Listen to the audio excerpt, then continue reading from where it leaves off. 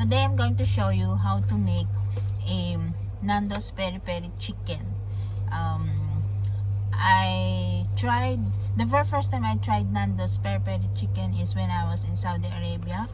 We went to Bahrain and my boss one day decided to eat lunch in Nando's restaurant in Bahrain. So from that time, I started loving Nando's PeriPeri chicken. Pero nung nag-move ako dito sa Hong Kong, wala ditong Nando's restaurant. Last year, nung nagpunta ako sa Melbourne, I found a Nando's restaurant. Na-miss ko masyado yung chicken. So halos araw-araw nung stay ko sa Melbourne, puro yun yung kinakain ko.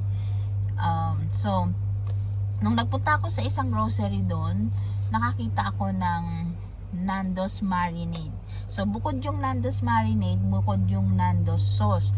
Yung Nando's marinade, siya yung ipapang-marinate mo doon sa chicken. Of course, from the word marinade. Tapos yung sauce niya, yun yung parang dipping sauce. So ngayon, kasi meron pa naman akong spare nung meron pa akong natatagong Nando's marinade sauce. Gagawa ako ng PeriPeri chicken and ipapakita ko sa inyo kung paano gawin yun at napakasimple lang. So parang feeling nyo kumain na rin kayo sa Nando's PeriPeri chicken restaurant. So guys, watch and I hope magustuhan nyo. So eto yung pinaka main ingredients. Yung chicken, whole chicken. So hinati ko lang siya doon sa ganun. So ganyan. Yan.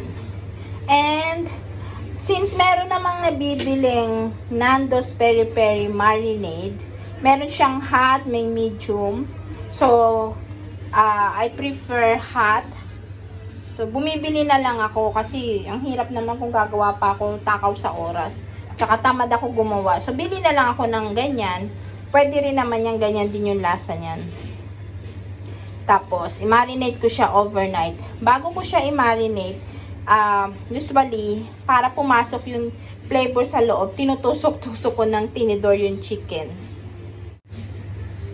So, tusok-tusukin natin yung chicken ng tinidor. Kasi para yung flavor niya. Depende sa inyo. You can slice naman. Yung parang, hindi naman slice, parang, hiwain nyo na lang sa mga ganyan. Pero ako okay na tong tinidor sa akin. Mag-absorb naman yan. Lalo na't overnight naman yung marinate mo. So, ganyan lang. Tapos, yung kabilang side. So, tusok-tusok lang. Sa may breast. Especially sa breast. Ayan. Tusok. So, yan. Tapos, bubusan ko na ng Nando's PeriPeri marinade. So, ayan. Lalagay ko na yung Nando's.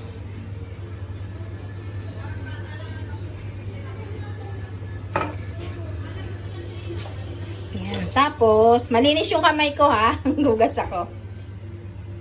I-rub lang natin.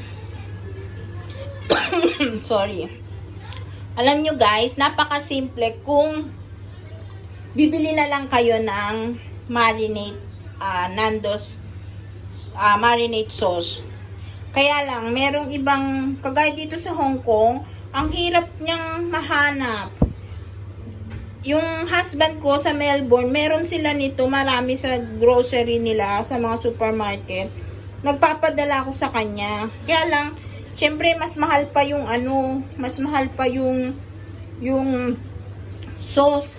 Ay, mas mahal pa yung shipping kaysa sa sauce. Hindi ako nagpapadala lagi, naiya ako. Naghanap ako dito, buti meron na akong nakita.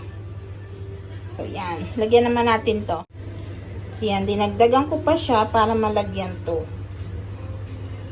Tapos, bukas, i-bake natin siya sa oven. Pag binake mo sa oven, 1 hour, nakatakip siya ng foil para maluto yung loob at hindi madry yung skin, yung ibabaw.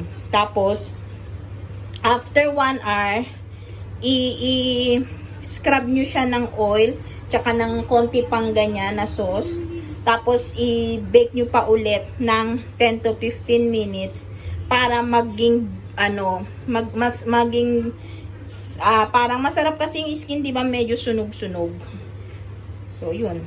Ganyan lang siya po. Yan. So, tatakpan na natin siya ng cling film. Ilagay ko siya sa ref overnight. Then, bukas papakita ko kung paano siya i-oven.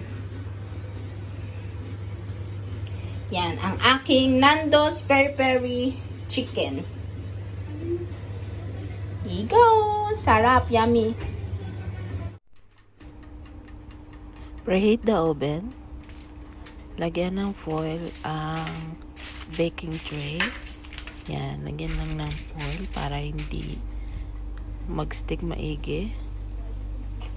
Ilagay ang chicken sa baking tray. Yan. Tapos, yung pinagmarinatan nyo, buhos nyo lang siya sa ibabaw. Yan, buhos natin.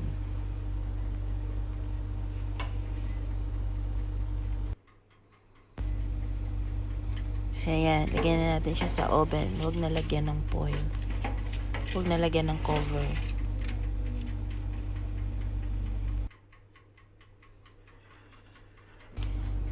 So, pagkalagay sa oven, check nyo after 45 minutes.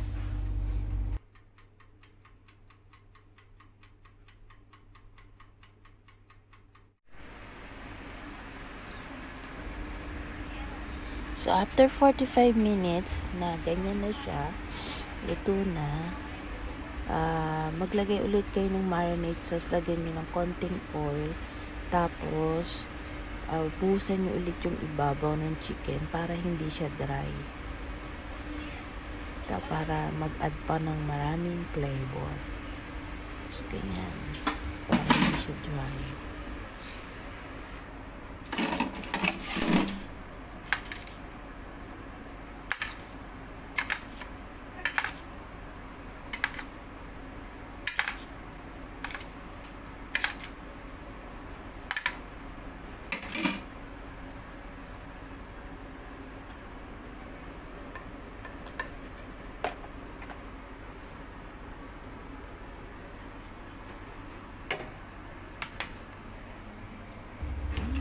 Ibalik din siya sa oven for 15 to 20 minutes. 15 to 20 minutes pa siya ulit. Para ma-dry pa yung sauce niya. Ma-absorb pa ng chicken.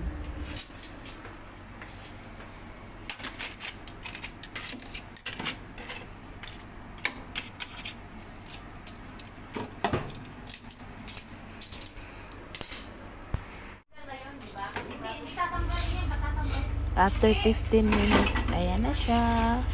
So, yan. Luto na siya. Mas masarap talaga nababurn yung ibabaw. Kasi para siyang inihaw sa uling.